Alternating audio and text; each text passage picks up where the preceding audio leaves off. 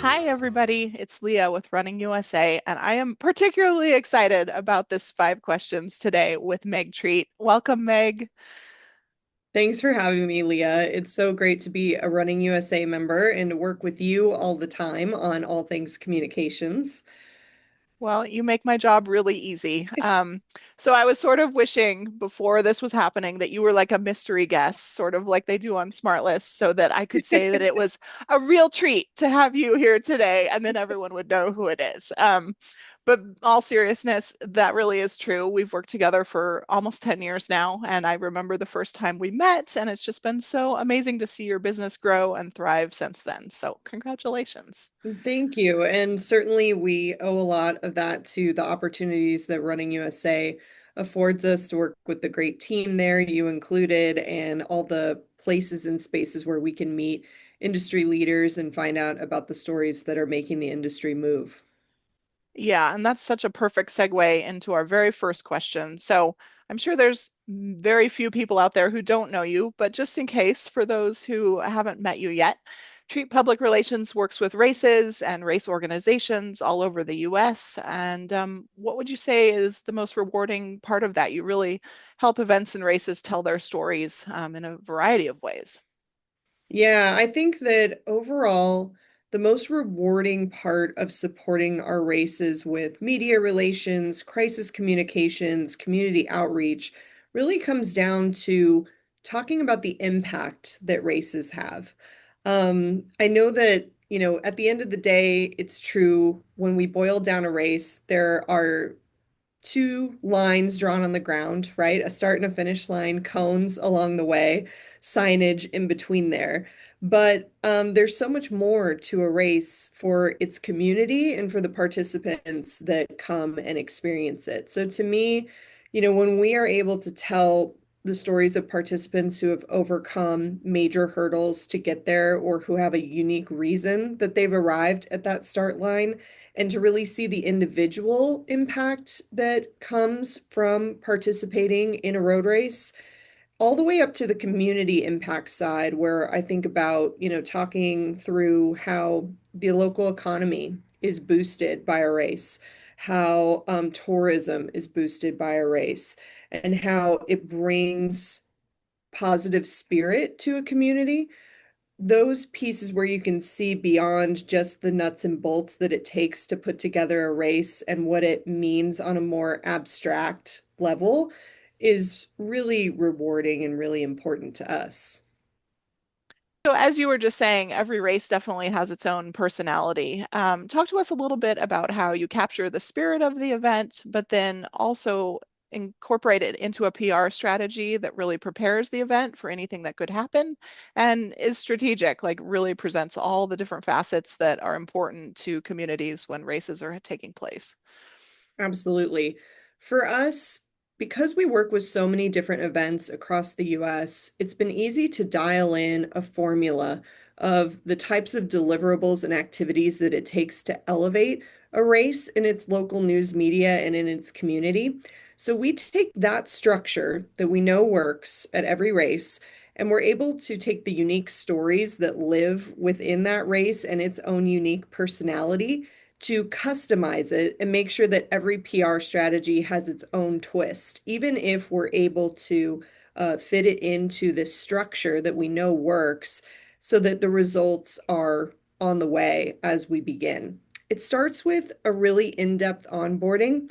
We try to get to know the race from start to finish, whether it's operations, the history of the race, all of the marketing materials that have been developed in partnership with other marketing professionals that we're going to be collaborating with. And then we dive into the local community, studying what news stories are important there, what community events are already deeply rooted in the community. And I love that in each city that we go to, whether it's in Key West, Florida, or Champaign-Urbana, Illinois, every time we go to a race, it's so funny to see that media members in that local community think we're a local PR firm. We study that community so much and get to know what's important there to the point where, they're under the impression that we could step out and grab coffee with them any day, even though we're based in Southern California. But I'm proud that we're able to add that authentic foundation for storytelling because we do bring so much research to the table as we build the strategy. I love that. That's so telling, that they have that impression of you. That's really a compliment. Well, you just mentioned a couple of the Running USA events that you work with, the Christie Clinic Illinois Marathon, and then also the Key West Half down in Florida. I'm thinking of a couple other clients of yours in New England, a very historic event there, and then races all across California as well, where you're based. Talk to me a little bit about your client relationships. How do you make those partnerships really thrive and continue to grow year after year? I think all of our deepest client relationships have a common denominator, and that denominator is the fact that we are here to execute tasks. We're here to get your press releases done, to get pitches out, to create analytics reports on the coverage that you're receiving. But for those clients who see the greatest success working with us and who we get the opportunity to work with year after year, it comes down to the fact that they see beyond the deliverables and know that we're a trusted partner as a consultant or advisor on anything related to their race and how it's going to impact the race's reputation. So I think that, when we have the opportunity to dig deeper, to be the person they can call late at night when something is, really on their brain and they need to figure out the next step and decide how it's going to impact the whole ecosystem of their event. That's when we're feeling the most proud because they know that they can trust us with those questions, and that we'll provide them with honest, thoughtful feedback based on what we're seeing, not just in our industry, but based on PR best practices in general. And for us, it really means that we can go beyond just the basic execution of the strategy plan and be somebody who they can lean on when the tough questions come up.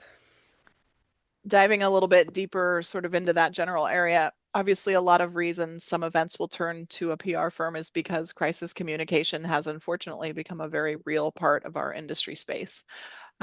Give us an example of an incident where you stepped in to help in an urgent situation and how that went. Yeah, we've handled so many unique crisis communications situations. And I think that for us, we're always viewing a crisis as anything that could impact the reputation of the race or the relationships that it holds dear. So whether you ran out of medals at the start line or a weather event has caused a full cancellation of the event, we're there to help in all of the different in between cases. We actually just won an award for our work with the Christie Clinic Illinois Marathon, who you mentioned. We love working with Jan up there on her incredible event that's been there for more than 15 years. 2 years ago at the 2024 event, we had a on-campus protest that took critical security staff, in the way of our local police departments away from the race and to that protest incident. As a result, we were unable to execute the Friday Night 5K that is one of the most popular events during Christie Clinic Illinois race weekend. It also put our Saturday races, the keystone races of the marathon, the half, the 10K, in jeopardy as well. And because we had built a crisis communications handbook with Jan, her emergency services team, her operations team, we were prepared for this moment in some ways. But of course, there's lots of pieces of crisis that can't be prepared for until the moment really arrives. But I think that that preparation gave us the ability to think clearly in that moment about what our messaging would be, where that messaging was being deployed, etc. Luckily, we were still able to have our Saturday events, and we were working with the emergency services and operations team in the command center all through the night as we collaborated with different partners across the state at the state level to bring in the security that was needed to have a thoughtful and safe course on Saturday morning. And being there to support Jan in those moments when it looked like the race might not happen, all the way up to the joy of sharing that the race would indeed go on Saturday morning was really rewarding. And really, the greatest part of that for us was the results the next year. We were able to communicate with media effectively all through the night. There wasn't a lot of negative press surrounding the cancellation or the potential cancellation of Saturday's race. And then this following year in 2025, hardly any of the news stories about the race included information about the issues that happened the previous year. And there was certainly no negatively spun press about that event. So we were really glad that our media partners knew all that went into, salvaging the race the previous year, and that they chose to really focus on all the positive elements of the event this year. I love that example because I think it really shows how, at the end of the day, there are definitely times when communications and operations and marketing and then finally, reputation management post event, none of it is siloed. It's all very cohesive. And that's a really great example of when those things truly connected when it mattered. It's true. So I want to leave with one final question, which is about our recent Global Runner survey, and wanted to share for those who aren't aware that for the past 2 years now, Treat Public Relations has been a supporting sponsor of that survey, and we're very grateful for that.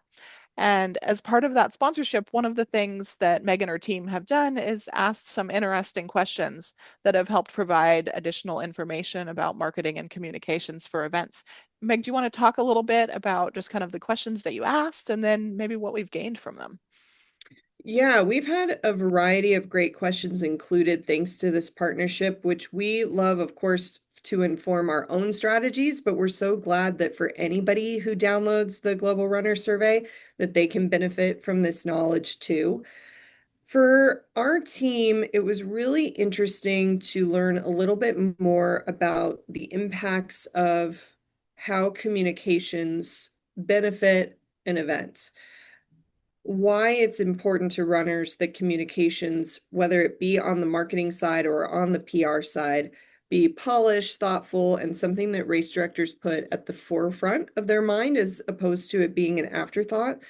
And we looked at, with your help, a little bit of everything, an understanding of how much a race's reputation plays into decisions around whether a runner decides to register, what types of communications mean the most to them leading up to race day and after, and even the types of places that they're learning about events, where folks are being driven to new races or to return to races that they love based on how they're searching and how they're discovering new events to participate in.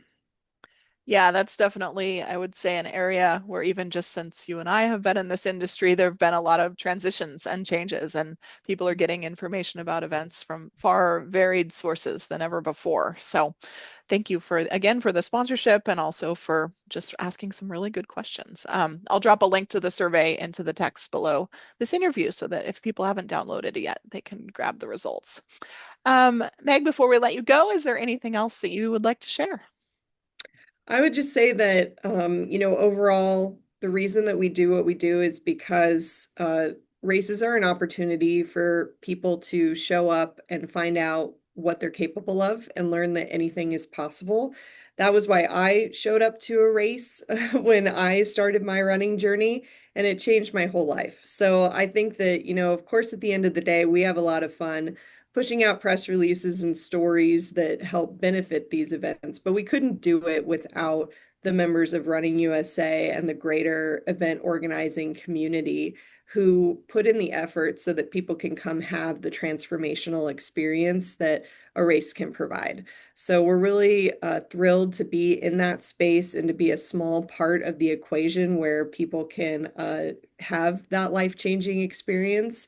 And we hope that as the industry continues to grow, that more and more people will get to have that realization that they too can accomplish anything. Amazing. I love it. Meg, thank you so much.